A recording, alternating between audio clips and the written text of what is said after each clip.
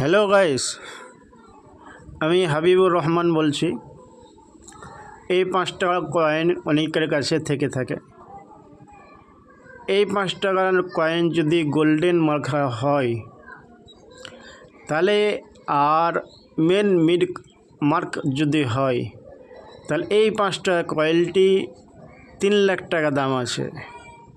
যদি কারো কাছে থেকে থাকে অবশ্যই কমেন্ট বক্সে জানাবেন, আমরা আপনাদের সঙ্গে যোগাযোগ করব।